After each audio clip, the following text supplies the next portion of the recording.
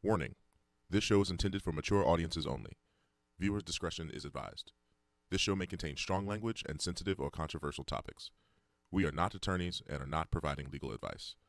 The views and conversations are our own thoughts and feelings, and therefore, purely speculation. The entertainment world and beyond. Skywalker air miles, feeding on a surface, gliding on water, constricted and conflicted. Welcome to Purely Speculation, a show that exposes the harmful effects of the criminal legal system. I'm your host, Heather Lewis, the Executive Director of the Reuniting Family Bail Fund and practitioner of participatory defense.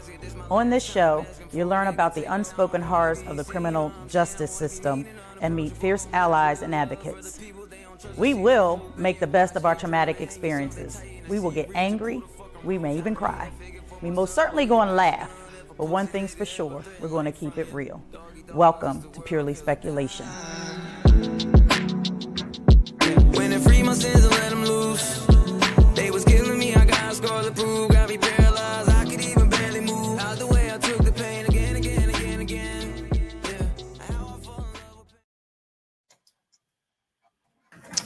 Hey, y'all. Welcome. Huh? Oh, you said good evening. Okay, welcome to season 3, episode 20 or volume 27 of the Court Watch edition with none other than Scotty Tags and Taria, our phenomenal court watchers. And Taria, we're gonna let you get into it real quick. Because then we're going to move into the young man that lost his life on Friday, again, to gun violence. And I think it's going to speak into what we aim to do with these teen self-care summits. One, we're going to have one on Sunday. So let's get the court watch update real quick. If there's anything that's going on that we want to discuss prior to kind of getting into not so much court watching. Here we go again. When we have our soapbox, we have an opportunity to kind of preach and try to, reach these young people and try and give them, open their eyes to another way, a better way, a safer way, you know what I mean? But, as we talk about this, we realize that our young people are lacking the goals, but even just their own self-love and their own desire to live, or think that they deserve to live and deserve to be happy and can achieve, things in life, that they choose to engage in criminal activity and play with guns and all this kind of stuff, and they're not really paying attention. I know why it's so dark. My lights aren't on. There it is. I was like, why is it so dark? Because I don't have my lights on. There we go. But yeah, like just what's going on with our young people every so often, like goes in waves. So, and maybe, I don't know if there's something that you're seeing in the preliminary arraignments that's, speaking to the number of young people that we're seeing coming through the system. If it trends high or low, for the season, school's not even out yet. So just curious as to what you're seeing in the arraignment space, if it really is inundated with young people, or is it, we're just seeing these one-offs. Yeah, so it actually first started with this whole fiasco of gun violence when 2 young men from Norristown got gunned down in Philadelphia 2 days prior to this situation. A 15-year-old and a 15 and 17-year-old that got one got killed on 54th Street in Philadelphia. He's from Norristown, and a 17-year-old that's from Norristown got shot in the face in a Poppy store in Philadelphia. So I know that it was some tension behind that shooting. I know that some kids was pretty much trolling on Facebook and Instagram with a commercial with this young man's picture on it, and that it wasn't nice. And I know that a lot of tension came behind that shooting, and it kind of stirred up people here in Norristown when that happened. Even though it wasn't a local incident, but it still was local people from here.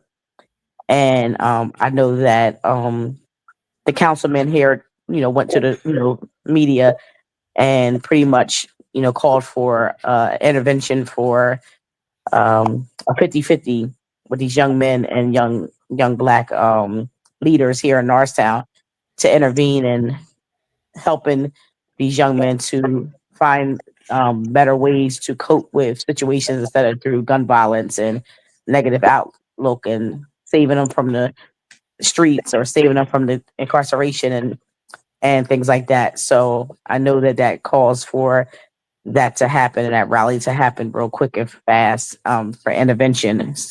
The problem, trying to find a solution to the problem. I know he's going to have that on January 13th at the Carver Community Center. June Um, 13th.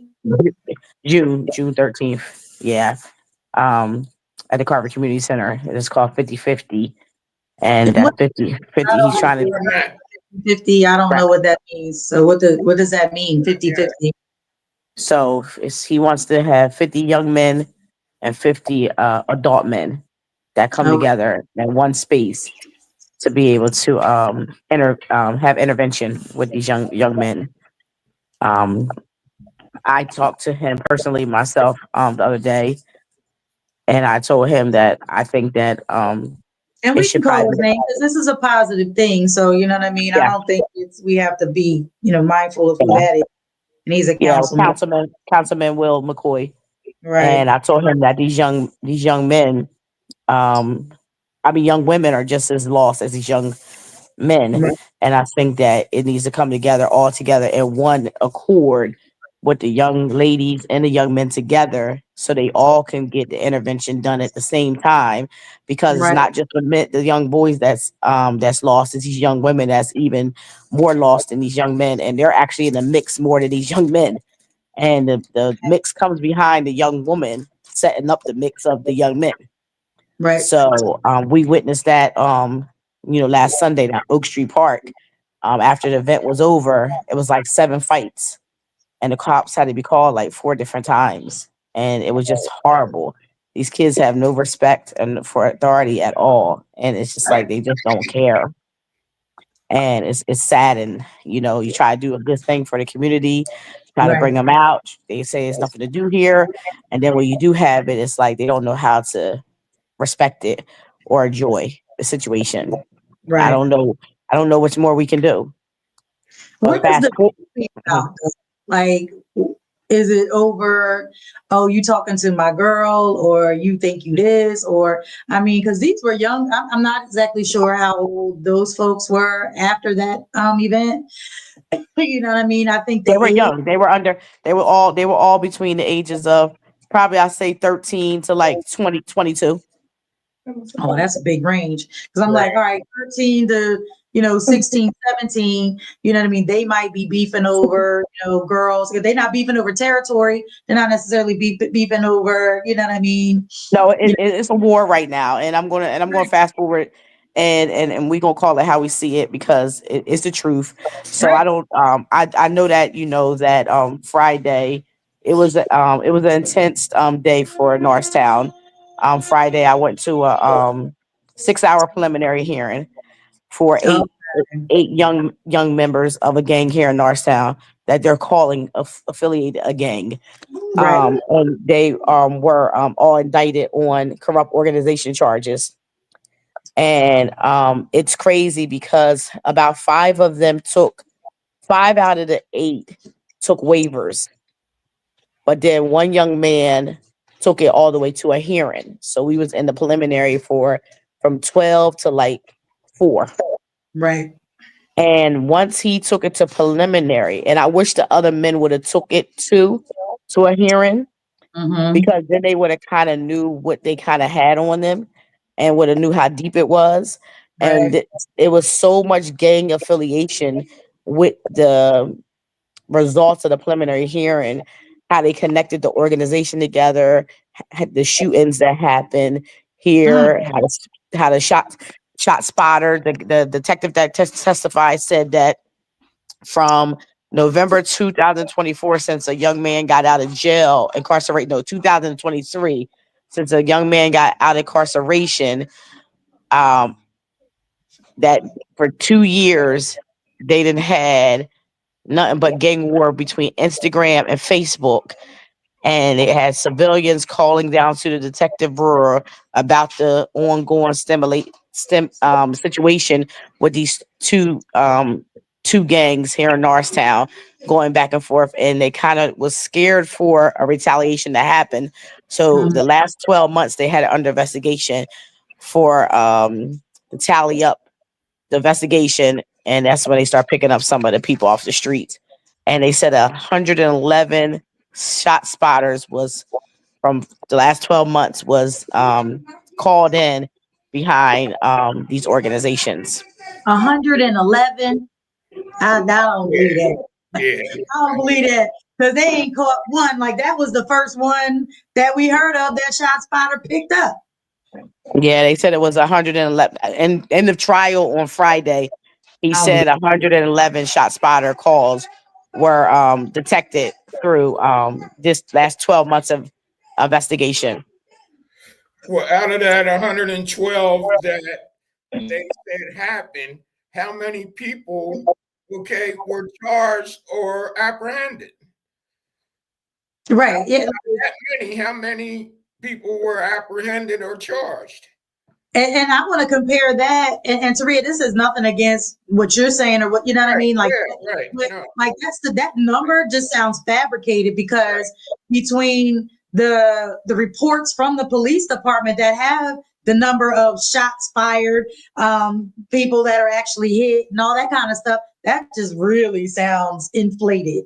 And so, I mean, not to say that this take away the seriousness of the charges. And yeah, you got organized crime, you got gang affiliations, they're carjacking, they're shooting, they're killing people. Yes, it's very, very serious. But what they're not going to do is attribute the takedown of this organization to ShotSpotter. Go ahead with that. That's Kevin Steele trying to make it seem like ShotSpotter's actually working. No, it's not. Well, I don't know. You know what I mean? I do know that they I know that it was a shooting at Loxton School. They had actually ShotSpotters was detected. An officer that works there, a resource officer that works there, he's a Norristown police officer. He did testify to witnessing the shooting. He was in an undercover car. He actually witnessed the who ran to a car to get into the car, and that's how they were able to get these 3 young men off the streets out of this organization. Then it was a lot of graphic Instagram posts that was being tracked badly. Situations where they had pictures, they had Instagram posts, and a lot of rap songs with the dissing. They have everybody's nicknames. It's ridiculous. It's bad. They have told on themselves. They told on themselves, you know what I mean? And we keep saying that about social media. Like, you know what I mean? They had a saying like, if nobody knows about it, it didn't happen. And so they have to put it out there like, yeah, I did this. And he was like, okay, yeah, you did it. And now you're going to go to jail for it. Like, make it make sense. Yeah, they're looking for a certain amount of street cred to let people know that they exist. And what you're doing is you're letting the police know that you're existing. Right. Like, if you hadn't opened your mouth and put yourself in that space, you wouldn't be where you're at now. That's the problem. They don't believe that social media works against them, not for them. You're putting yourself out there like, hey, my crew is this and my crew is that. And Kevin Steele is saying, yeah, tell me about your crew. Who's in your crew? What's the name of your crew? And you guys is on social media giving him all the stuff he needs to commit.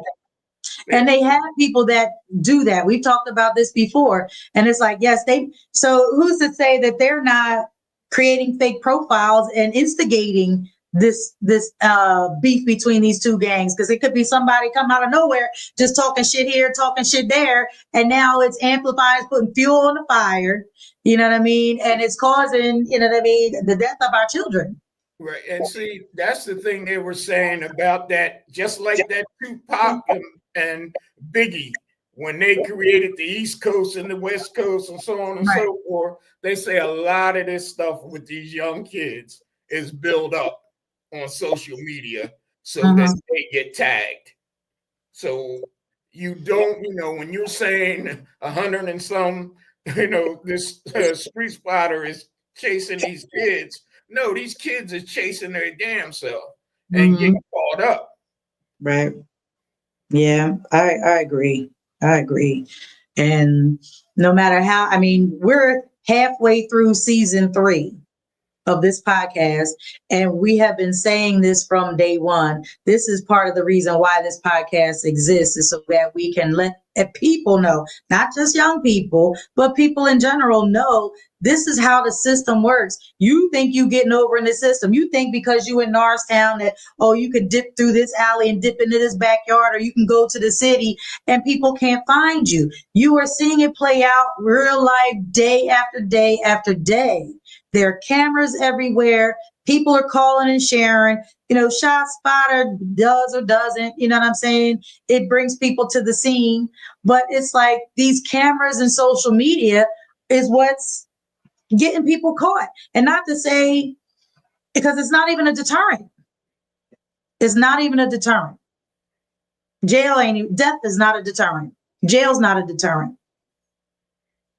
Because they feel as though they don't have anything to live for, and I'm going to be the guy who goes out on his shield, and so on and so forth. Or this gang is the only family that I got. And we know some of the families that Taria is speaking of, and we know that's bullshit. Right. We know you got family that loves and cares about you. We know you got family. We know you ain't broke. We know you don't, this ain't the hood for that type of stuff to be going on. So now you out here fake gangster, playing with these guns, and it's like it's not going to end well. Stop. You had an opportunity to do something with your life, to do something better, and this is what you choose to do. And even like Taria was saying, she wished the other people would have also put in, to have their case. See, when you need to run your mouth, when you need to say something to cover your butt, you're silent. You're silent. Because they don't know no better. You said if they had did what they were supposed to do, all the stuff that they have would not be attributed to you. Everybody has their own space. But like she said, I don't know if the lawyer told them not to or whatever the situation is, but she was right on time with that. Well, let me tell you that, Pop, what you just said, Mrs. Scotty. Sorry. What you just said, that's what got me kind of mad. Because out of 7, so they had 7 caught, 1 still on the run. Right? But out of all 7, 5 kids had paid attorneys. And I'm gonna call out the attorneys. Yeah, please do.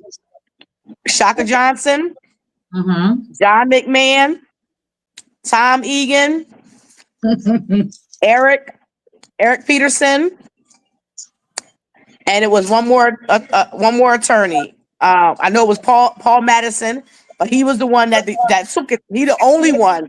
Him and the other attorney, one attorney didn't show up.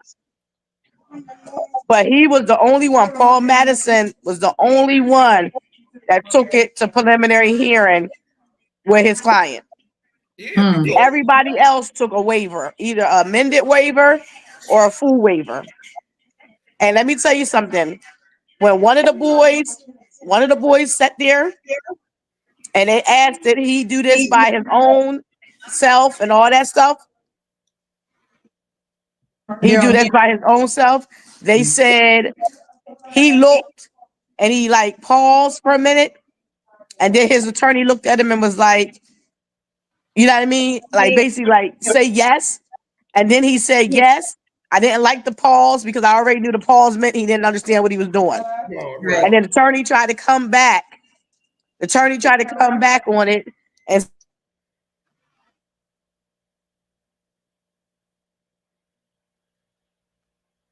You're And then muted. the attorney tried to come back and cover his own self by saying, you paused when it was asked to you, did you understand what you was doing? And I wanted to make sure that, you just explained to the courts that, you just paused because, like, basically putting words in his mouth. Right. Like, Right. basically, like, the pause was to cover his own bases. To And say, he's a like, paid it, attorney. yes. Mhm. It was Shaka Johnson. So explain to the people that don't know, when you waive your preliminary hearing, what are you actually doing? Setting yourself up for failure. In legally, we need a little more explanation. Okay, at least if you go through there, you find out what they have against you. They have to play a card. They have to give you something to let you know the reason why, okay, that we got an indictment against you, other than the grand jury. They want you to know that we have the gun, we have the picture, we have the so and so. But if you waive that, you don't get to see this. You don't Right. know what they have against you. So And why?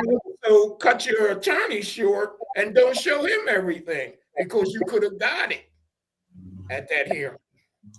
So what would be the reasoning to waive it, especially in a serious case like this? Why would you waive it versus, okay, I got a DUI or I got a retail theft or something like that, where you kind of know what happened and you know what I mean? It's not complicated. You can waive it because it expedites the process, right? Yeah. That would be, in my mind, that would be the only reason why you would waive preliminary hearing. It's because it expedites the process. You get you to trial quicker, right? Yeah. But if you were in that by yourself, I could see that reasoning. But Right. when there's 5 or 6 other people in this, you want to find out all the evidence you can, because they're trying us all together. So you want to see all the evidence that they're willing to give you. You want to see that. So I would not waive that. When I got 5 other people that can get the same doggone fare that I do, I want to see what's going on. Right. And for a lawyer to tell you to let that go, that's asinine. And I agree with you 100%. And I was so upset. I'm not going to lie. Because number one, I was upset because let me tell you how the courts played them. Okay. They knew that this hearing was coming with the last 2 months. So it happened on number one, Ty Barnes was the judge. So I called down to Barnes' court like 2 days prior to the hearings, because I knew it was more, it was more than one co-defendant. So I knew that it couldn't be on Marshall Street because they're too small. So I was told that it was going to be at the Common Court of Pleas and Courtroom C. So somebody calls me up that morning. They say, oh, no, it's not there. They're saying it at the District Court on Marshall Street. So I'm like, let me just call down here again, because I know exactly what I was told 2 days ago. When I called, they said it got moved back to Marshall Street.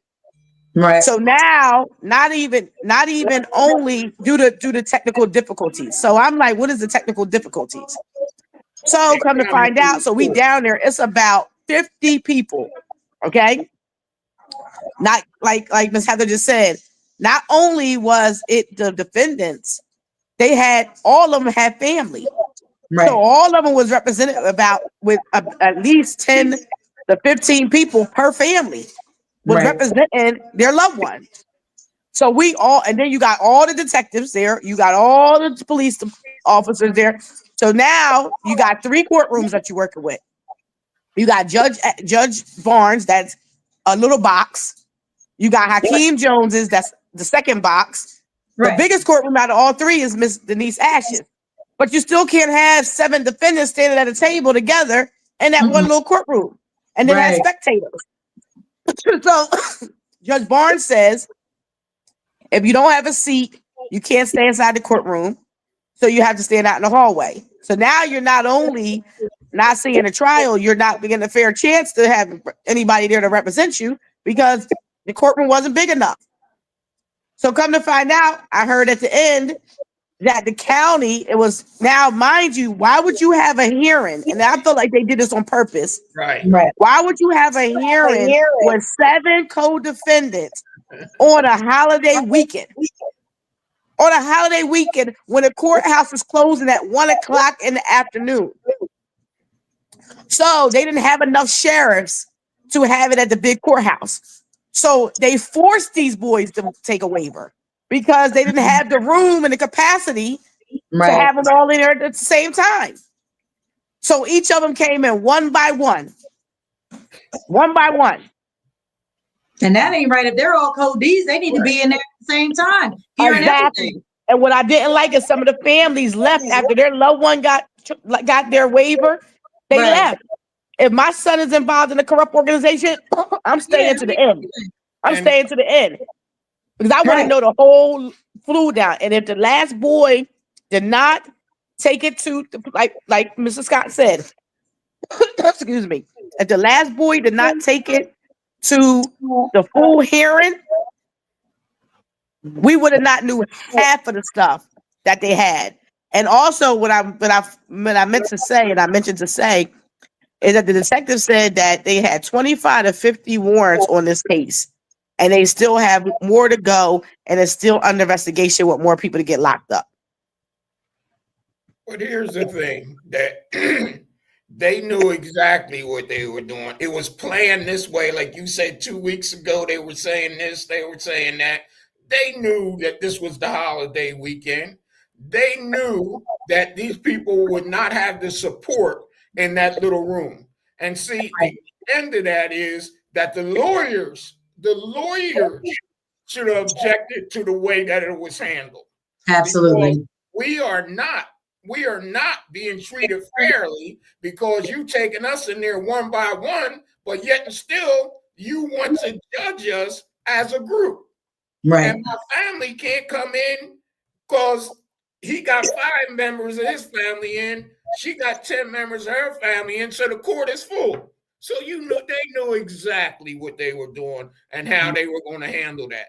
And the sad part about that is that the MDJs knew what was going to happen. So they shuttle you to say it's going to be there, but then they bring you back to that little doggone room so that you can't collaborate together, the lawyers or the defendants. And the lawyers, it was their job to put up a stink about that and object to that hearing and have it postponed for another time. That was their job. They could have postponed that hearing to another time because you were not ready for this trial, for this hearing. You were not ready, not us. You were not ready. Right. That's the same thing. We're starting to see a pattern when it's a person of color. And this is just recently because it happened with Maurice Bird's trial, his homicide trial. They put him in the smallest courtroom up there at the big courthouse. They didn't even have it downstairs where the courtrooms are somewhat even are bigger than that. They put it in the smallest courtroom in the courthouse because it was a man of color fighting for his life, and they didn't want the support of his family, community, or nobody in there. Well, I'm going to give you one even better. You kind of took the words out of my mouth because I wasn't going there with the defendants men of color. I was actually going a little bit deeper.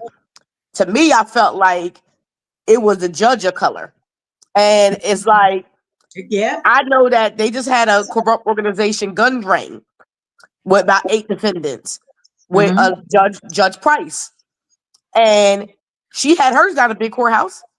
Because her courtroom couldn't fit all the people.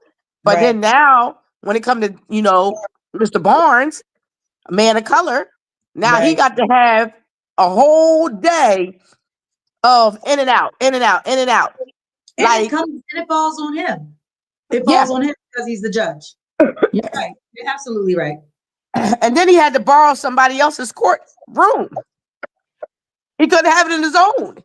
He had to borrow Mrs. Ash. And then they had the nerve to say something about her flowers being up there in the courtroom. So they had to take the flowers down so that it can see past the what's the name.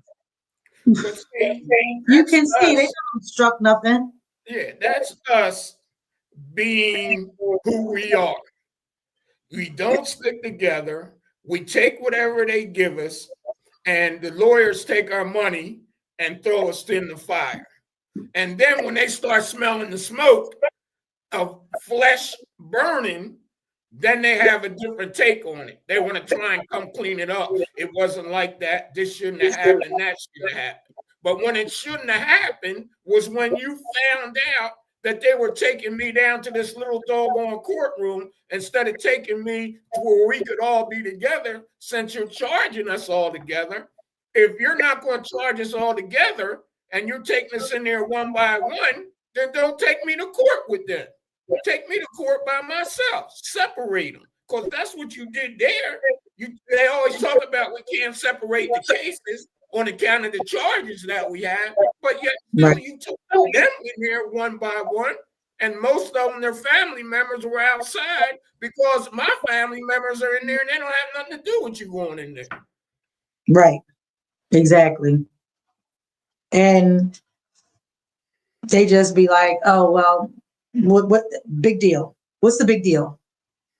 That's how they treat us. And when we want to be there and be supportive, what's the big deal? Yeah, but you have 1,001 big deals because this is not what you have done in the past. Like Taria was saying, when they had them 8, they didn't do that. So now that we're here and you take us on a holiday weekend, even at that, okay, on a holiday weekend, we should have been at the courthouse because you knew that your stuff was shutting down at 1 o'clock. So you knew what was going on. You knew that we were not going to be able to be together, but you planned it that way. It's not happened since. You have all these things in place about 2 weeks ago, and you knew how you were going to handle it. Right. And not just that, Mrs. Scott, not just that, the last one didn't even get to get in. Yeah. Because his lawyer was on vacation. And his lawyer said, if you're going to have a hearing, we can do it via Zoom, with me on Zoom. Tanner Beck said he didn't feel comfortable having a Zoom hearing, a preliminary hearing with the lawyer on Zoom. So now this last co-defendant got to come in, I guess, in another week or two to get arraigned on his preliminary. And then not only that, they all had to sit down there until the last boy's hearing was over at 4 o'clock. So they was down there from 9 o'clock in the morning, but they got woken up at the jail at 3 o'clock, they said. Because the boy said, my mouth is dry. Because he said, can I get a piece of candy? He said, I know you can't give me no water. I know you can't give me nothing, but my mouth is dry. I've been up since 3 o'clock. We've been down here for hours. And they made them all sit in the bullpen until the last boy's hearing was over. And then they all came out at 4 o'clock. And they had them all transported together. Wow. So they already tying them all together. The lawyer is at fault. The lawyer is at fault. Him and the judge. Barnes should have put up a fight against that. He should have put up because you're telling me that we're all going to be tried together.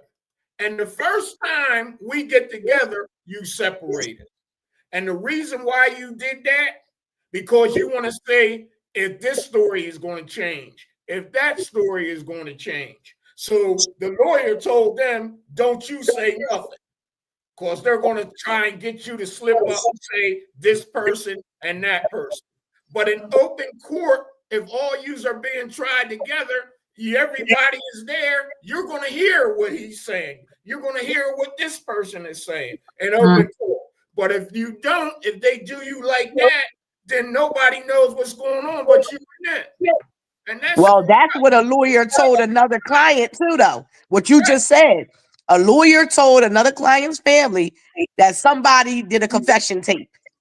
But if you had all took the hearing, you know who did the doggone confession tape.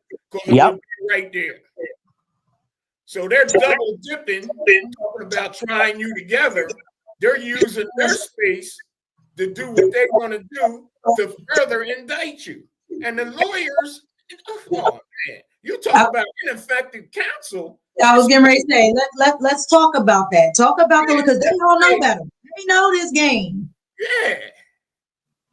So if any of the family members are watching this podcast, y'all got some work to do. Y'all got some coattail pulling. Y'all got some something. Go ahead, Mr. Scott.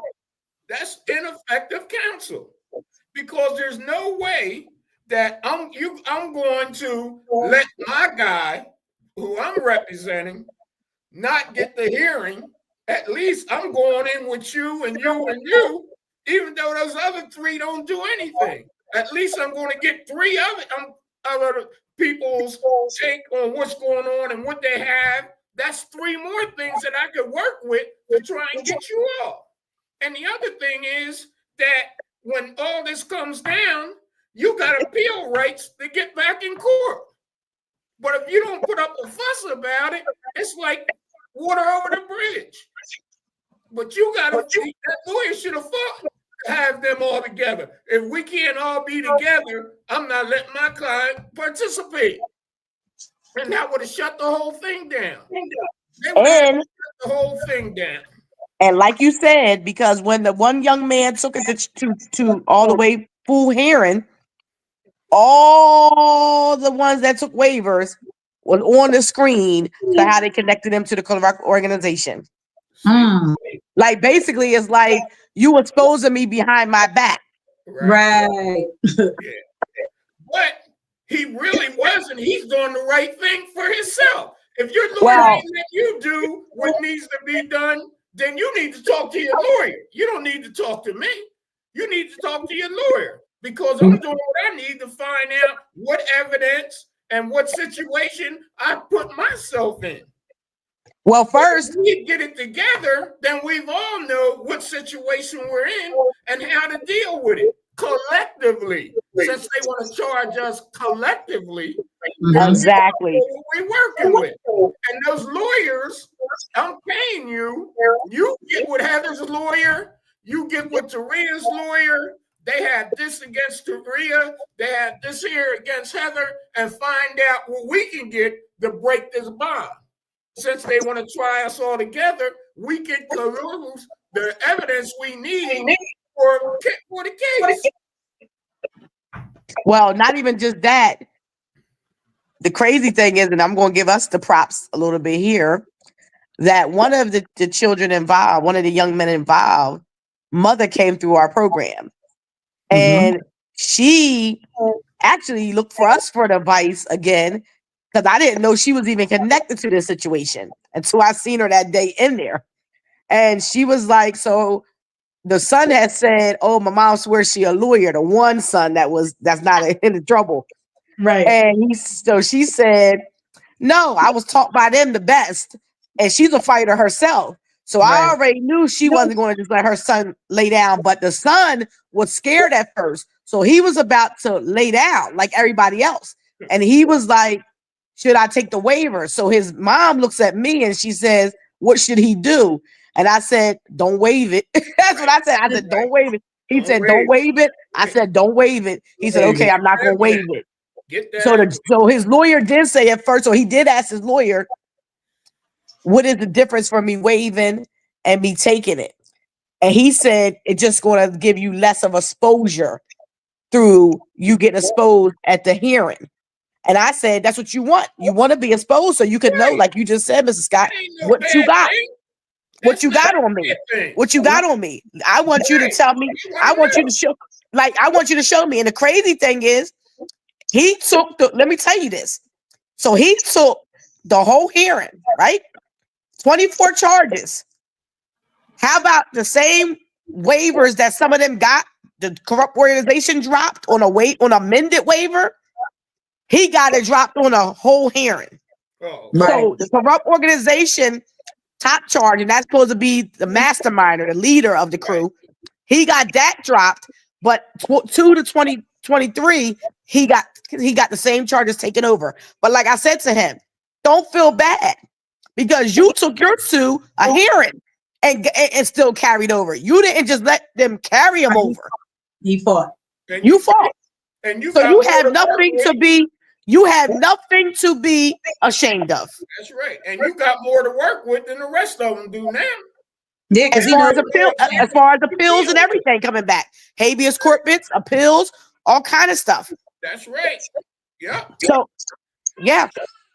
So I told him you were smart. You was brought up by the best. Yep. You darn right. He was smart. Yeah, because what's going to happen with the other ones?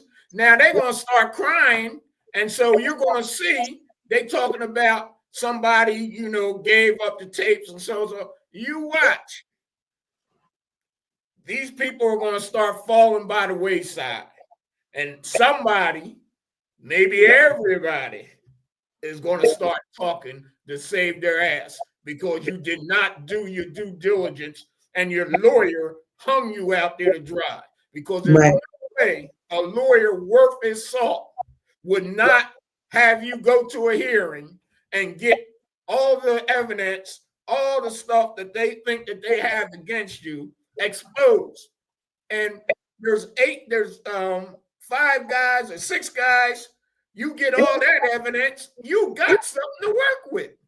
Now those guys that went back to the damn cell crying about I talked and I did so and so, but you don't know. You sitting down in the damn bullpen. You don't know what's going on. You think because I said I want a hearing that I'm telling. But that shows you how lax you are in what you're charged with, what you're doing, and you're the same way out on the street. All you know how to do to save your ass, you don't know. All you know is social media. All you know is social media. So you think because of that, it don't work. And your lawyer, he's the asshole that you're paying to get you in the spot that you have to work with. And he's leaving you out there. Now you're going back. We don't know when you're going to get another chance for a hearing. We don't know what you're going to do with your discovery. You're just going to be lost. And this young man who was smart enough, him or his lawyer, to at least find out what evidence we had and how we could work it, is going to be one step ahead of everybody else. So, Scotty, you were talking about how these young men are, and to Taria's point, or both of y'all points, is that what were they doing from the time they got arrested until now? Did they study their case at all?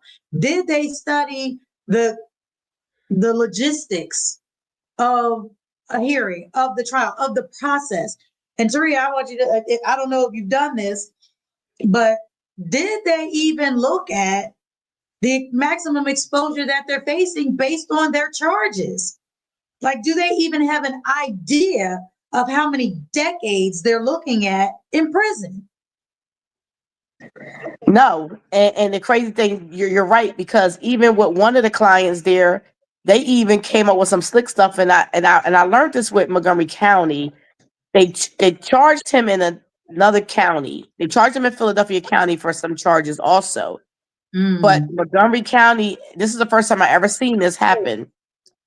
But Montgomery County is going to take all the bulk of the charges.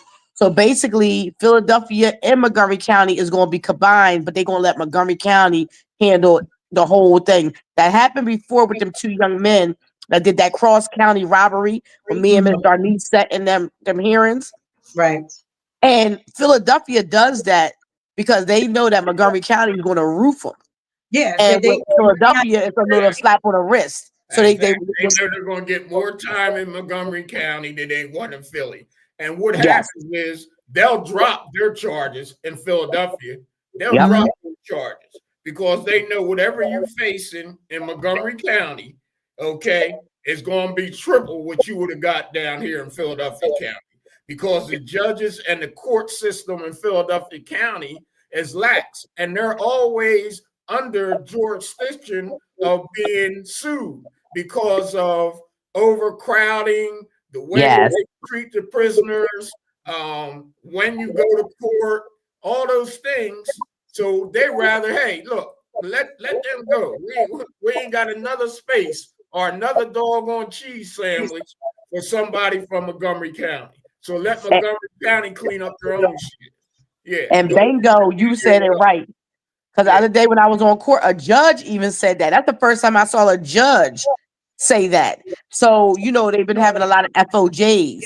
So a Right. lot of people, from different states that they've been picking up. And a judge said exactly what you just said. He said, so he gave the guy like a $10,000 bail or whatever. And he said, oh, because I always like to let Montgomery County get the first crack of their case before Right. any other state or county takes them. And that's crazy that you just said that, because that was said on a hearing the other day from a judge to on arraignment. Yeah, because I know that's the way it works. I know that system. Yeah. And the other thing about that is that whoever that gentleman was they were talking to, he's crying because he's telling them, no, try me here. No, I want to be tried here. I don't want to go to Montgomery County. Yep. We shouldn't have came to Montgomery County if you didn't want to go. Hey, it goes back to Bruce Castor. Bruce Castor will tell you in a minute. Once you cross City Avenue, he says you're in deep shit. He said, you want to come to Philadelphia and commit a crime in Montgomery County, you're in deep shit, and we're going to treat you like that. Yeah. That's deep. Very, very deep. Like you said, it's sad, and so what I was just saying is that why I brought up the preliminary hearing for Friday is because sadly one of the young men that lost his life was affiliated with these guys from Friday. Right. And it just felt like a dark cloud on Friday, even before this murder happened. But to know that and it's crazy because somebody said that to me about 3 days ago, and they're not even in the streets. This person said to me, they said, oh yeah, they said it was a preliminary hearing with the grimy boys and the six on Friday, and then one of their members got killed that night. And I mean, and that's sad, and that's sad because now these boys are in there, not only have to go back with a heavy heart of their own fight, but now they lost the person to their membership fellowship. You know what I mean? I don't even want to really call it a gang because I don't think they're a gang. I just think that there's a group of guys that got together and just named they group. You know what I'm saying? Through school. And that's what so I can't really call it a gang. I just call it, like the Fat Boys. The Fat Boys, they got together and they started a music industry. Don't mean that they're a gang. They're just the Fat Boys. If three of us is fat, so we're going to call ourselves the Fat Boys. You know what I mean? So, so it's like, it's sad that you can't be, and it was funny because I was hearing the detective speak on Friday about a collage that one of the young men had when they raided his house. Mm-hmm. And the collage that he had downstairs on his wall was all the members of this gang. But my kids have the same kind of collage in the room, half of the same people, but they're not a gang. That's just their friends. They take pictures with them, so they just want to, that's just my friend. You know what I mean? And we know pictures mean memories. You know what I mean? Pictures, they go a long way. And it's just saddening because this young man that lost his life on Friday, my heart goes out to him and his brothers and his grandmother, his mother and his, father, and anybody affiliated, his friends, his family. And it's sad because this young man was a good kid. He was just getting off of work, and it's sad. He just came home from work, a day's work, and you come home to getting killed. You can't even go behind your own house and smoke a cigarette without you have to worry about bullets hitting your body. And it's just, this is so sad. It's just like it's been dark, and it's sad because we got to do better, and it's like our black men are just losing the battlement to the streets. And like you said, we try to have things like Teen Summit, things like that to show them a different way. But it's like the question is, what are we not doing that we need to be doing to get these kids' attention? Because on Sunday, it was like about 10 boys. They was in all black. And about 5 of them had book bags. They were in like black sweatpants or black switchy pants and a black shirt and a ski mask on their face. And I said, y'all need to leave because the officer told me that they were about to call Plymouth in because they didn't have enough backup here in Norristown. And I went over to the young men and I said, no, the officer said to me, he said, it seemed like they have a little respect for you. Do you think you can get some of the kids to leave? So I went over to the young guys and I said, they don't want to arrest nobody. Just leave. You know what I'm saying? Just leave because they're about to call Plymouth in.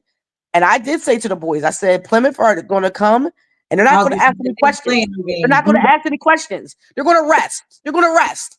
Like Norristown is giving you leadway. They're going to arrest. They're going to arrest you. You know what I'm saying?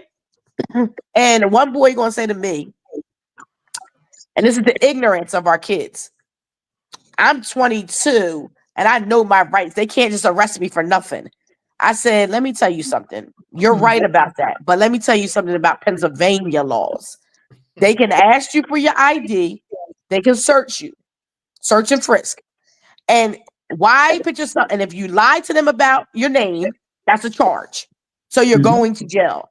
Why even play yourself like that? Just leave. Just so I can be in here because I can. Yeah. So, this is public property. You can't make me leave public property. Right. Yeah. It's like, ain't nobody punking you. Ain't nobody doing none of that. Yeah. It's like, we're trying to help avoid a situation. Yeah. And the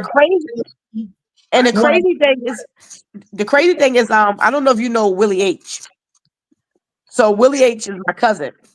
And Willie H carries a gun. You know, he's licensed to carry. So one of the Norristown cops, and it was really weird to me because it's all this drama going on. And you go and you say to Willie, put your gun away. So Willie said, I'm licensed to carry. I can have my firearm exposed. We don't need that. We already got calls about gun. It was guns up here, and we don't need that. So the one officer said to Willie, just go ahead and put it away because he doesn't know you. He doesn't know you like I know you. But Willie was basically saying to him, I have a right to carry.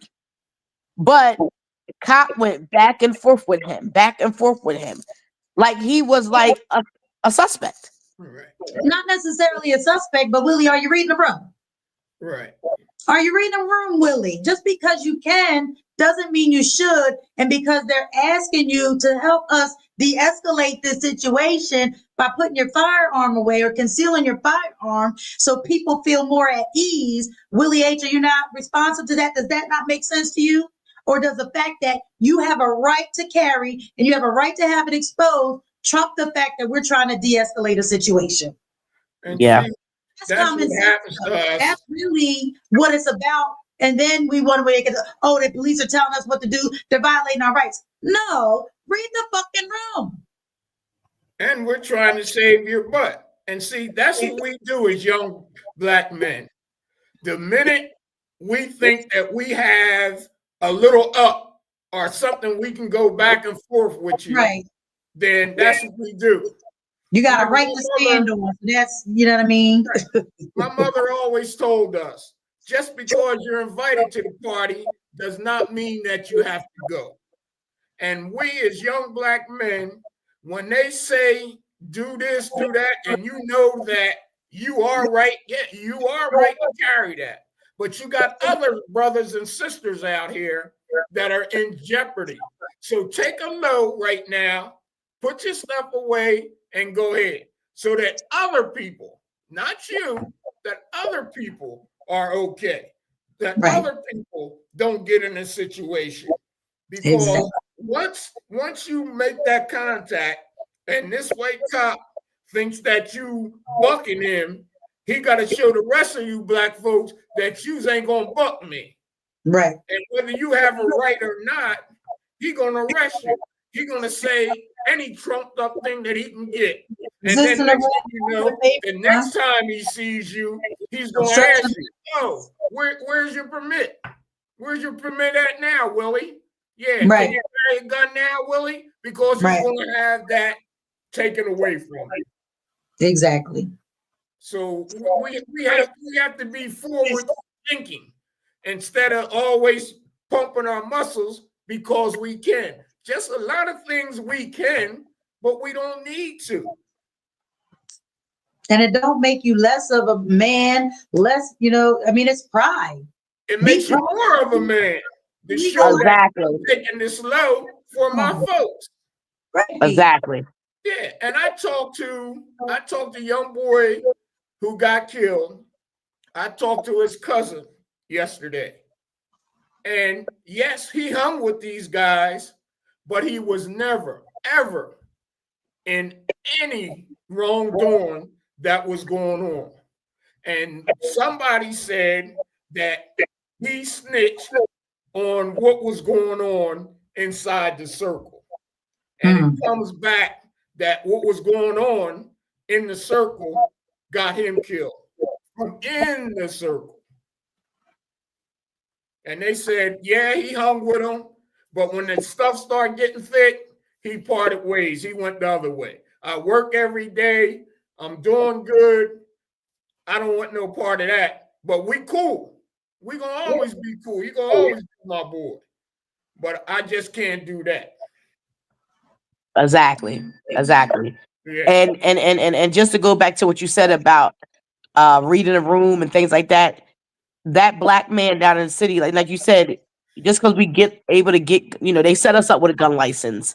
And this young man that, he then ruined his life, 22 years old, he killed them two boys, he killed that boy from Northside and the one that's fighting for his life. And it's like you shot these boys because you seen them with a firearm that they never pulled out. Right. So you assumed that they was going to shoot you or rob you. And you kind of jump, like Scotty said, Mr. Scott said, you kind of jumped to the conclusion before you knew exactly what was going to go down. And now you're getting homicide charges, first degree, and attempted murder for now your life is gone. Behind 2 seconds of you could have just walked away. Assuming. Assuming. You know what you Like all you folks said. say, don't you? If you assume, you make an ass out of yourself. Yeah. And now look, you'll never come home. You'll never see the light outside of that cell again. And it's crazy that you say that, Mrs. Scott, because what really hurts me with these young men, though, that is in trouble right now. It really hurts my heart because, I got teenagers also, and they all connected with each other. They all hang together. And these kids are, like Miss Heather said, these kids come from good backings. And these kids I have invited into my own home. And seeing them all there on Friday, it hurt my heart because last year, I paid for them to play football. We had it was a young man here that he had this program where he was basically put the guns down and put it in the ring. So he was having like weekly events down at Oak Street, like it was a boxing, flag football, things like that, just to to try to sway the kids to a different way.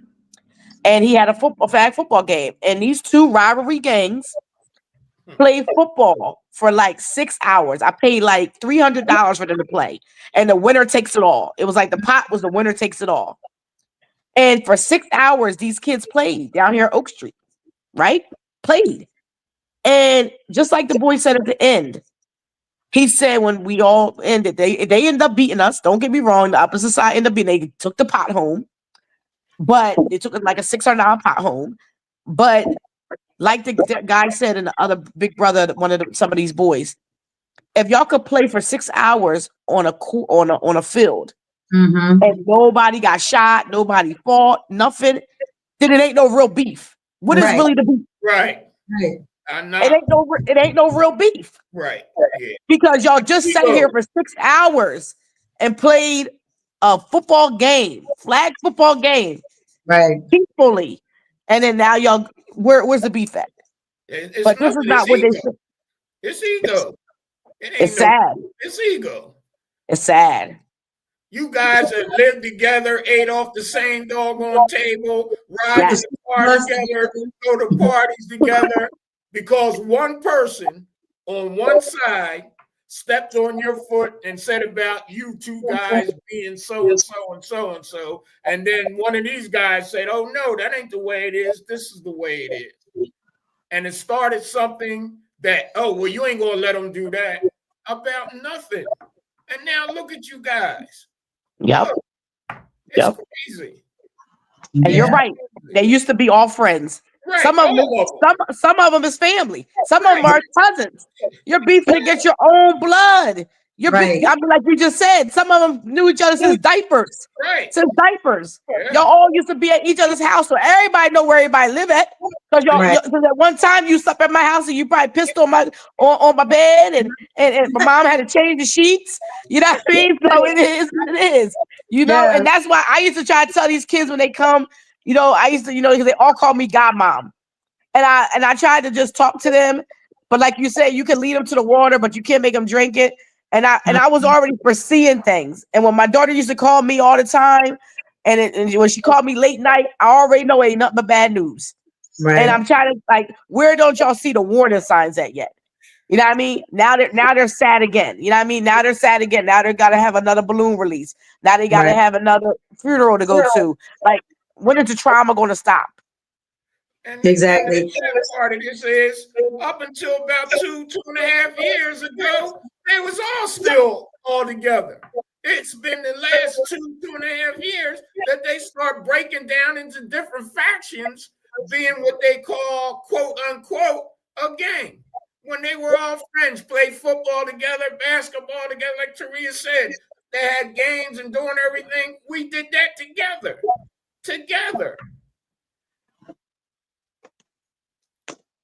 But the same thing that got Tupac and Biggie killed, here it is right here in Little Norristown. Yep. And the sad thing about it is, where are we going to stop it? You know what I'm saying? Where can we stop it? I do know that, you know, we have to do better. And I just don't know where. I mean, I think we're trying our best to collaborate with things. You know, we're trying, you know, with the teen summit, the community days, the mentorships, you know, to clean and make Norristown beautiful again, all kind of things. Like we're bringing the programs here, but it's like we're just still missing a piece to the puzzle that only these kids can tell us what we're missing. Right. You know, and a lot of it, like you said, I think goes from underlying trauma based things that's going on in life for these kids where they're in a dark place and they don't know how to get out of their own way. Right. They don't know how to get out of their own way. They're dark. And it's starting as young. And I was telling, you know, Mr. McCoy the other day, he might got to come down on the age for boys to men, because I'm seeing it starting as early as 7 years old, even probably 5. You know what I'm saying? And it's like these kids are learning stuff so quickly. Right. And I'm just telling him, you know, and he should know this as a Black man, a single father of a 8-year-old. He knows, you know what I mean, the strugglements and the battlements. And, you know, it's crazy because he told me he taught half of these kids. You know, he taught half of these kids. And some of these kids were like in their own ways that he tried to save them. But, you know, it's like we can try to save them, but you got to want to save yourself. Right. You know, and like, I don't think these kids think nothing stinks until they smell it. And it's like, that's why I say it's not even just the boys, it's these girls that's lost too. Because some of the stuff I hear, and I get on my kids all the time because I'm like, y'all are females. Y'all don't want to be in the mix of nothing. Like, that's how you get killed easily. Like, they find girls in trunks too. They find girls in trash cans too. Like, it's not good. You know, it's not good. You got to do better. You know, got to do better. And these parents, as parents, we got to do better. You know, we have to make our kids accountable for their actions. You know, we can't sit here and give our kid a gun, and then when they shoot somebody, we want to be boohoo crying. Like, nah, we just put that bullet in that person's body too. So we just, you know, and I hear people's reasonings to wanting to protect their kids, but If you know it's not right, don't do it. You know what I'm saying? Because it's not worth it. It's not worth it. And the other end of that, Taria, to buffer on what you said, people say, give them the Kool-Aid. But these kids need sugar in that Kool-Aid.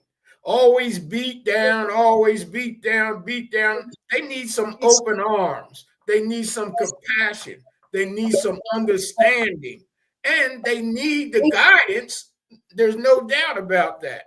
But a lot of these kids feel wasted and unwanted. And a lot of that is in their home because if you have two parents, you got two parents who have to work to make the house work. And if you got one person in the house, then you're always by yourself. There's nobody there with you, nobody to talk to, nobody to give you that guidance, nobody to understand what's in your heart. You don't even trust people in your own home because you don't know whether they're going to believe you, whether they're going to listen to you, whether they're going to understand you. And we always talk about the kids don't understand. We as parents have a bigger job. We need to understand. And we need to know what you're doing when I'm not there. We need to know who's in your life when we're not there.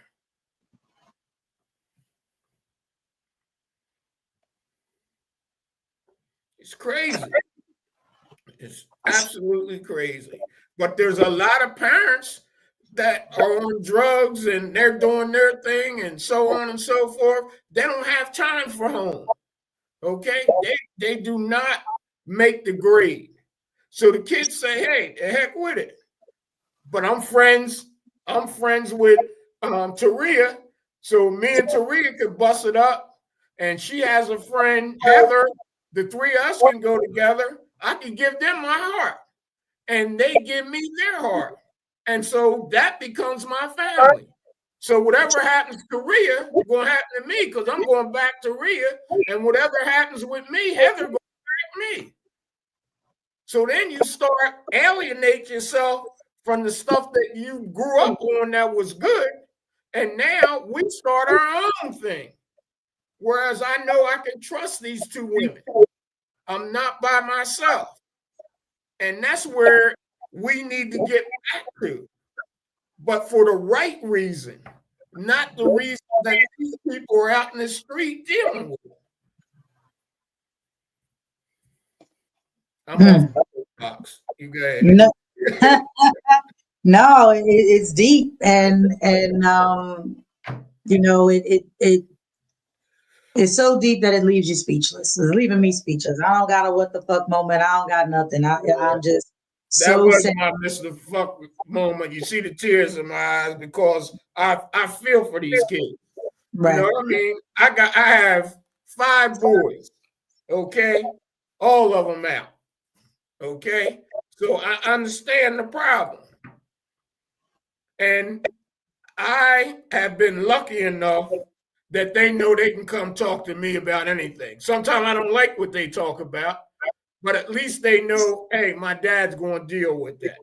I got a daughter, okay, on the same line, and she feels as though all the stuff that's going on out here, she don't stand a chance because of the boys. But here now, lately, since she's become a young woman, she's 30 years old now, she understands that what's going on around her with her girlfriends and all that kind of stuff is just as bad, if not worse, than what goes on with the guys. So we're in a hole. And if we don't start throwing dirt in that hole to elevate these kids, it's over. It's over. And I hate to say that, but the facts is the facts. And the facts is going to start being numbers. I mean, we're going to start seeing numbers. We talk about we're losing a generation, but we don't know what the numbers are. We don't know how many that we're losing. When we say we're losing a generation, we're just speaking in general terms. But that's when it's going to hit.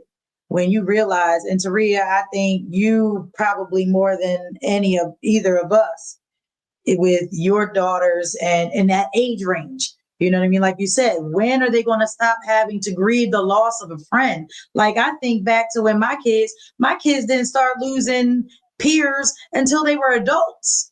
And they weren't losing their peers to gun violence or street violence. They medical conditions or, maybe alcohol poisoning or something like that. It's not this street violence that's taken our young people. You know what I'm saying? It's like a completely, different experience for this generation, for a 14, 15-year-old, 16-year-old girl or boy, whatever, to lose a peer to gun violence, which seems like every other month or every 6 months or every so often. It's too frequent. Right. And it's not one, it's multiple. It's multiple people that they're losing. It's not one, it's multiple people that they're losing. Right. Yeah. And you, Heather, as executive director of the bail fund, how is the turnover? That it used to be all these guys that you're trying to bail out. Now you're bailing out how many women compared to how many guys? Yeah, it's majority women. It's majority women. Yeah. And so whether or not, whatever the dynamic is between the man and the woman is catching a case either behind a man or because she don't got a man or because a man got her hooked on, some type of substance or, she's out here doing some things or whatever to take care of her family. Because a man abandoned her, like she doesn't have a partner, like the things like we have gotten so far. And I'm not, traditional family, what have you, but like just community. You know what I mean? If you know that, I'll use me for an example. I'm in the street. I got a 16, 17-year-old daughter. And I think this is what Taria tried to do, is be a safe space for those kids whose parents is out there in the street. And it helps, but it's not the same, right? Because the hurt and pain that they feel from the abandonment of their biological parent, their parent not wanting them, their parent choosing the streets over them, that shit hurts. And I think it's such a hurt that is so painful that one, they don't want to acknowledge it. There's a whole lot of other things. The emotional intelligence of our young people, they don't want to acknowledge it. They choose to self-medicate. And when that doesn't seem to work, they need to do something, a little more serious. And then, like you said, Mr. Scott, about, okay, my peers are my family now, so I'm going to rock with what they say versus what my parent says. Because my parent ain't shit. They out there getting high, spending all the rent money on this and that. We moving from pillar to post and all that kind of stuff. All of that. We hungry. I got siblings. I got little ones I got to take care of. And I'm 16 trying to do my thing. Like, it's so much with the family. When we talk about families got to do better, parents got to do better. They absolutely got to do better. If you're not strung out and got a major mental health issue that has you in and out of hospital, you goddamn well better do better, because it's going to be your kid. You know what I'm saying? Let me just say this real fast, and I'm done. What you just said really hit a situation that happened, personally to me last week. My daughter and two of her friends, they got locked up for retail theft, stealing from the Wawas. And the crazy thing is, you went and you stole a sandwich and a soda, okay? And my daughter knows you could have asked me for the money. I would have got you and your friends the sandwich and the soda. And I tell my kids all the time, the dumbest thing to do is go to jail for retail theft. That's the dumbest thing. I mean, I'm not going to jail for stealing. You know what I mean? It's not. And even a pack of bubble gum at Wawa's, you're going to jail. You know what I'm saying? So fast forward to what you just said. What made me say this is because when I went down to the police station that morning, I seen them putting, my daughter and her friends in the car. And I went over there, and the cops was a little ignorant at first. They made me stand outside the police station for like a half an hour before they even came and opened the door for me. And it was cold. It was cold. It was like 7 o'clock in the morning. 7 o'clock in the morning. And when I went inside, they told me to sit down or whatever. And the crazy thing is, they told me, oh, well, you can come back in a couple hours because we got to go process them, and then you know, or do you want me to drop them off to you when we're done processing them, because we're not going to keep them. They're going to get summons and got to see the judge in 10 days. So fast forwarding, when I get the call, they tell me to come pick up my daughter. Now the other two young men, they're not from here. They were her friends from Philadelphia. So mind you, I didn't really have communication with the other two parents. Mm-hmm. So now, because of who my daughter is and the problems that she has had in this county and in this city, they wouldn't allow me to take all three of them back home like they said I could. Right. So I had to get in touch with the one young man's mom, and then the third person, like Mr. Scotty said, couldn't get in touch with the mom. The mom's phone was going straight to voicemail. So they was like, "Oh well, we're just going to either have to take him to the youth center, or basically, until we get in touch with his mom." So then turned around, they said, "Oh well, we're just going to drop him off at his school in Chester." So then the cops really didn't want to do that. So then instead of me being able to take the kids, they gonna say to the mom that came up, "Oh, can you take the other? Can you take the other one with your son too?" So you really went against me taking the kids because you think that I don't know if they look at me like I don't chastise my kids or something, but like you just said, it's a safe haven that these kids want to be around. Right. You don't even know how I get on these kids. So for you to sit there and go against me as a parent and go to another parent that you don't even know that might not even be a good parent, Right. but just because you got that animosity towards me and my children, you want to take it out on kids that you might just be put in the hands of somebody that might be even worse. But that just goes to show that the defamation of character and how you judge a book by its cover. Right. And like you said, and at the end of the day, it's just that I'm just trying to give these kids a safe haven that some of them don't have. Right. And so it gives me like I just told my daughter a couple of days ago, I'm strongly on probably going to get a group home, because it's coming to me. And my daughter just said the other day, "Mom, when are you going to open that group home? Because everybody seems to want to come to our house when it's a problem." Right. And like Mrs. Scott said, it's not because they can do what they want. It's because they have a safe haven where, like you said, the love. Like, I mean, I have a kid that came into my house and she would be like, "You got any oodles and noodles today?" And she eat my whole pack of oodles. She eat my 12 pack of oodles and noodles in my house. and I just be like, "Go ahead, they're in the cabinet." You know what I'm saying? 10-cent pack, 12-cent pack, noodles and noodles. Yeah, and she comes from a home, Taria, where she don't have nothing to eat. Right. Nothing to eat. Yeah. So it just, and it's just like, like you just said, it's just trying to be an intervener. It's just trying to give these kids another chance. And first thing I do to all these kids that I talk to, I always tell them, talk to your parent. Maybe it's something that your parent is lacking within themselves, why they can't give you or pour into you. Don't just blame them. Everybody has problems. Everybody got issues. Everybody has complications. Everybody has a story to tell. But don't just write your parent off like, what I mean? Maybe they don't know how to love you because they probably was never loved. It's a lot. It goes deeper. And that's where we got to break the generational curses at. That's right. That's where the sugar and the Kool-Aid shows up. But I've been making these kids the last couple of weeks they've been coming to my house. I've been making them work. I give them a couple of dollars afterwards, but I've been making it work. And every Saturday when they tell you come to my house and you want to spend a night on a Friday night, Saturday morning, we're cleaning up Norristown streets. Yeah. Where I got them up 9 o'clock in the morning. We're going out to go do community service work. So it's, yeah. I'm done. We got you. When we get this group, you get this group home together. We got you. We gonna make sure you stop with oodles and noodles. But no, real rap. You know what I mean? We just gonna, but this is required of all parents. So it may not be your child that's in this group home, but they need parents. They need parents that look like them. They need parents that have discipline. They need structure. They want that.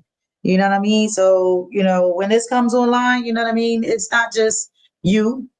It's not just, licensed therapists or people that do this for a living, but it's also community people that they can, get that real one-on-one with, get that real talk. You know what I mean? Not just from a caseworker.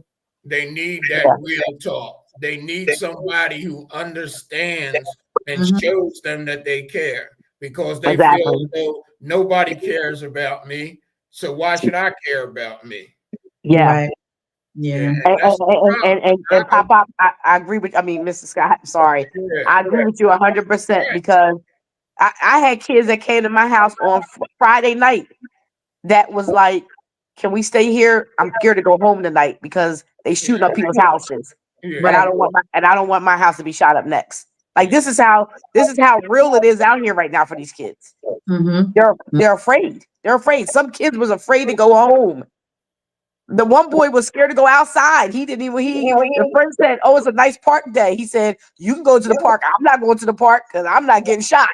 It's sad when you gotta fear your own town that you can't even go to the park and enjoy a nice sunny day because you think somebody's going to shoot you for no like Mrs. Scott just said, for no reason at all. Right. Assumptions. Because you're guilt by association. You know what I mean? It's not right. You know what I mean? It's not right. No. And it's sad when you got to hear kids say, "Oh, I'm trying to make it to 18. Oh, I'm going to try to make it to graduate." It hurts my heart. So I'm not going to be so much a group home. It's going to be more like a transitional respite home. Like basically, could come near because I don't got the room. You know what I'm saying? I don't got the room. It's like it's times that I have about 20 kids in my house at the same time. But see, we was eight to a bed. You know what I'm saying? So that's why I got the patience like that. And people don't understand that. You know what I mean? It's like I'm used to being 3-bedroom, 8, 10 people in the house, living like that. But everybody ain't like, don't got that kind of compassion. They don't have that patience and that so you know what I mean? So that's why it doesn't bother me when it's 20 kids. Everybody gonna have somewhere to sleep. Get you a blanket and a pallet and you lay down somewhere. Yep. So it is what it is, but we just gotta do better. For sure. Tonight I don't have I said enough. I don't really have a what the F moment. We had it. We had it. Yeah, we had it. We did the whole show. That's right. We had it. And this topic deserves this amount of time. You know what I'm saying? It deserves this, thorough, outpouring of emotion and thought and frustration and anger and sadness and. You know what I mean? We got to find some hope in that. So with your signs of hope, we're looking for signs of hope. And that group home, transitional and things like that. We've got the Teen Self-Care Summit coming up on this Sunday, June 1st. It's another opportunity. And out of that, you know what I mean? We have opportunities for kids to get certified as a lifeguard. You're making $18 an hour as a lifeguard. And it's such a responsible position that it makes you think twice. I think when you have the lives of other people, in particular children, in your hands, if something goes wrong, you're the person that's going to save somebody's life. You know what I mean? So it's a complete opposite of what these kids are experiencing on the street right now. So it's an opportunity. There's going to be lots of opportunity. We're having workshops and career pathways and entrepreneurial things and people that are going to be teaching you how to turn your poetry into music and just opportunity. You have to see the opportunity for yourself in your future. And one of the things that you said, Taria, is like, how do we get the youth involved? Well, one of the things that we were brainstorming about, okay, how do we put this teen summit and all the teen programming that we're doing and that's coming out of this is like, okay, well, we need a team advisory council. We need the teams to start now. Okay, now that we've got the team summit, we've got the winter one. We're now having the summer one. All right, teams, it's time for y'all to take this shit over. Let's get your input. Y'all can work it. Y'all can organize it. We will support you. But this is how you want to see something. You want to do something in the community. Okay, we build on this. You got the resource. What else do you want to do? That flag football team, that game, if we find resources, the parents came through, like Will McCoy got the community to feed his group, right? His workshops, when they have them, however often that they do, there's a community member that's fixing them dinner. Okay, that's how community gets involved and supports this. It's not just one person. You know what I mean? It requires all of us and all of these other organizations that, okay, so now we got teams that we can say, all right, well, they're doing this over there. Let's see how we can collaborate and get other teen hubs and team coordinators, whatever I called them initially. We have to go back and watch it. You know what I mean? And get these teams taking care of themselves, taking ownership of what they want to see happen in this town, what they want to see different, how they can see, you know what I mean? You know, whether or not your parents are involved, how do we take care of each other in a positive way? Not this negative. It's cool that y'all got a crew together, but it's like you don't get together to commit crimes. You get together to build with each other, not tear each other down, tear other people down. You know what I'm saying? And that's maybe where we can kind of come in as, you know, adults and guides to help them see that you want to build, not tear down. You know what I mean? And this is how you do that. And this is, you know what I mean? Because conflict resolution and all that stuff, it happens in a good space or a negative space. But in that negative space, conflict resolutions results in death and jail. So when you have conflict resolution in a positive space, you know what I mean? You learn something about yourself. You grow, you build, you know what I mean? Become better. You make better choices. You learn something and you realize, oh my God, I didn't die because somebody said they didn't like me or they didn't like my shoes, or I had the same fit on last Friday when we went to the club. And the main thing is, Heather, you're right on with all that. But the main thing is that we as parents don't feel as though you can handle responsibility.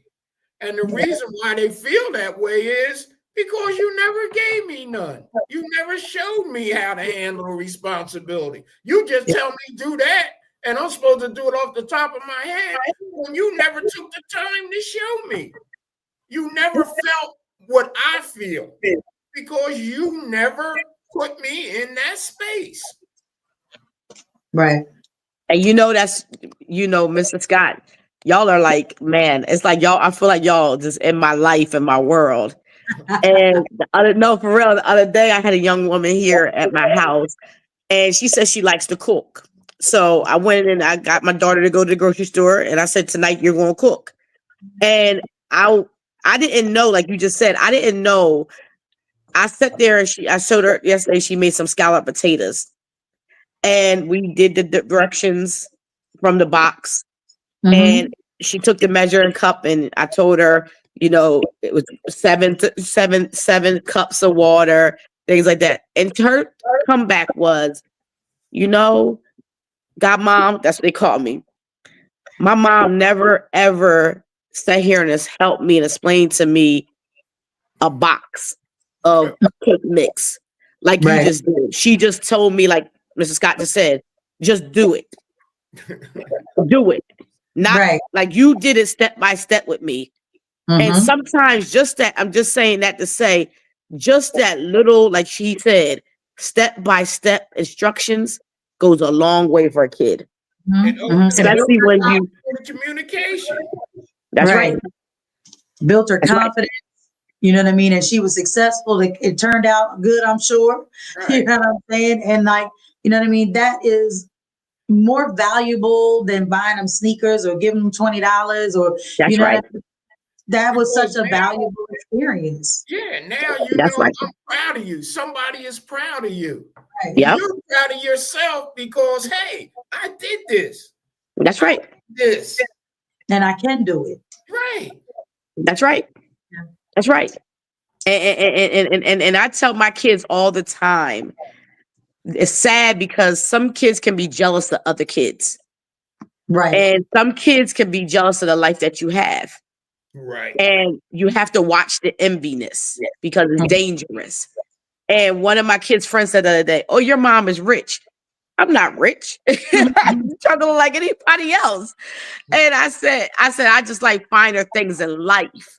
Right. But you got to work for what you want. And you could have the same thing if you just work for what you want. And you just know, I was always taught by my grandmom and my dad how to save a buck. You got to learn to save a buck for a rainy day. Some of these kids, they get $1, they go straight to the store and spend it. You got to know how to keep a couple of dollars in your pocket. One thing my dad always taught me is if you don't have anything in your pocket, make sure you got car fare in your pocket to get home. And that's just what it is. That's the way my grandpa was. He always said, if you got $1, he said, make sure a quarter goes in the box. He said, you can spend that 75, but make sure a quarter goes in the box. So that no matter what, you always got something that's yours. Mm-hmm. Absolutely. Exactly. Absolutely. Well, this was a powerful episode, y'all. I appreciate y'all. I don't even want to do. I did say about the summer. Yeah. That was bad. Hey, it is what it is, and so I just want to put the summit back up again for y'all. If you have not registered, please hop on, go to our website, belfamako.org, our Instagram, Facebook. This thing is posted, it's plastered everywhere. Register, get your kids out there where there's, amazing things that are happening, free food. This No Puff Daddy, it's I can't think of his name off the top of my head, but we got a powerful motivational speaker / rapper that's going to be coming and doing a presentation on not smoking and doing drugs and all that kind of stuff. And so it's just going to be a really powerful day on Sunday. So please come out if you're an adult and want to support. We're still accepting donations for toiletries and things like that, sunscreens and lotions and soaps and deodorants for these young people. So I was told by one of our guests from our fall-winter summit that they are just now running out of the toiletries that they got from that event. So that carried them 6 months, and so it was something that was, I think, truly beneficial and helpful to the self-esteem of these kids, these young people, that they're clean, they smell good, their clothes are clean, their hair is done. They got brushes and combs and things like that they need. So let's keep it going and making sure that they at least have these bare essentials to get them through to the next one that will be this Christmas. And with that, I will say thank you all, Taria and Scotty. I love y'all to life, and I appreciate y'all for sharing and pouring and being vulnerable to the plight that's happening in our town. And it's not just Norristown, it's happening in Philly and every other major city where there's Black and brown people. It is something that is ravaging our communities. And we just going, send out prayers, love, and light to all the BIPOC communities for safety and a ceasefire, the war on our young people. With that, I say good night. Good night. Peace. God bless you all. Yes, sir. Thank you for tuning in to this episode of Purely Speculation. If you learned something, share something. Please like, follow, and share this show. The more our communities know, the more they are empowered, and the faster we can create change. Purely Speculation would not be made possible without the generous support of the Community Justice Exchange, the Health Sparks Frank E. Boston Black Justice Fund, Philadelphia Foundation, and Reform Alliance. Thank you. Booyah! Intuition different, already lived and dreamt it. Visions make my vision clear as I'm jogging through this fog of life. I be fog lights with the fog set, body and I'm all set. Baby, can you be my Cardi B on and offset? Toast we got it, self we build.